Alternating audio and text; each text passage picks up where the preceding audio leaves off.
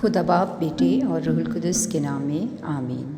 خداوند یسوع المسیح کی انجیل بمطابق مقدس لوکا 17واں باب 26ویں تا 37ویں آیات مبارکہ۔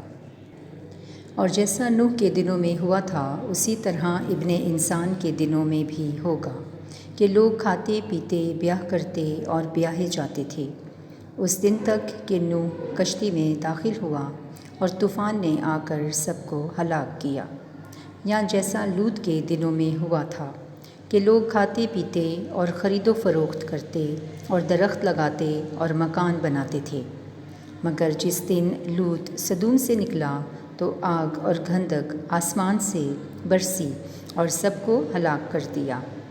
ابن انسان کے ظہور کے دن بھی ایسا ہی ہوگا۔ اس دن جو کوٹھے پر ہو اور اس کا اسباب گھر میں ہو اور اس کے لینے کے لیے نیچے نہ آئے، اور جو کھیت میں ہو اسی طرح پیچھے نہ لوٹے۔ لوط کی بیوی کو یاد رکھو، جو کوئی اپنی جان بچانے کی کوشش کرے وہ اسے کھو دے گا، اور جو اسے کھوئے وہ اسے بچائے رکھے گا۔ میں تم سے کہتا ہوں کہ اس رات دو ایک چارپائی پر پڑے ہوں گے، ایک لے لیا جائے گا اور دوسرا چھوڑ دیا جائے گا، اور دو اکٹھی چکی پیستی ہوں گی، ایک لے لی جائے گی اور دوسری چھوڑ دی جائے گی۔ انہوں نے جواب میں اس سے کہا کہ اے خداوند کہاں؟ اس نے ان سے کہا، جہاں کہیں مردار ہوگا وہاں گدھ بھی جمع ہو جائیں گے۔ انجیل مقدس کے پڑھے اور سنے جانے پر خداوند کی برکت ہو، خدا کا شکر ہو، آمین۔ خدا باپ بیٹے اور روح القدس کے نام میں آمین۔ خداوند یسوع مسیح کے زندہ جلالی اور بابرکت نام میں ہم سب کی سلامتی ہو۔ خداوند ہم سب کو، ہمارے گھرانوں کو، ہمارے عزیز ہم وطن ساتھیوں، کل عالمگیر کلیسیا اور ہمارے پیارے ملک پاکستان کو ہمیشہ اپنے حفظ و امان میں رکھے، آمین۔ عزیز مومنین، آج کی انجیل مقدس مسیحا کی آمد ثانی کی پیش کی اطلاع دیتے ہوئے ہمیں بھرپور تیاری کی دعوت دیتی ہے۔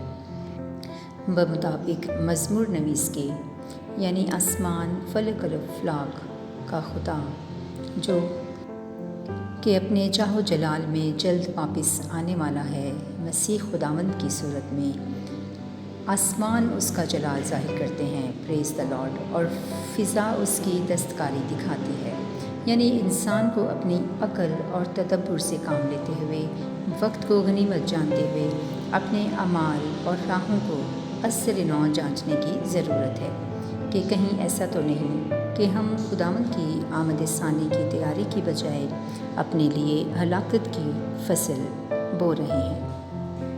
عزیز مومنین، بمطابق آیت نمبر 26 اور 29 کے، کہ جیسا حضرت نوح کے دنوں میں ہوا تھا اور لوط کے دنوں میں ہوا تھا، یعنی کہ لوگ اپنی اپنی زندگیوں کی رنگینیوں میں مگن تھے اور ناگہانی آفات کا شکار ہو گئے۔ آیت نمبر 33، لوط کی بیوی کو یاد رکھنا ہے، جو کوئی اپنی جان کو بچانے کی کوشش کرے وہ اسے کھو دے گا، لیکن جو کوئی اسے کھوئے وہ اسے بچائے گا۔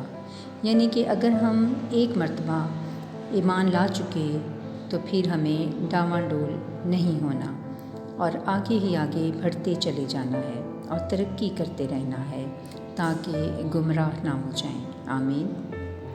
عزیزو، مسیحا کی آمد ثانی ہمیں اپنے دلوں کو تیار کرنے اور خوشخبری کے پیغام کو دل سے قبول کرنے کی دعوت دیتی ہے۔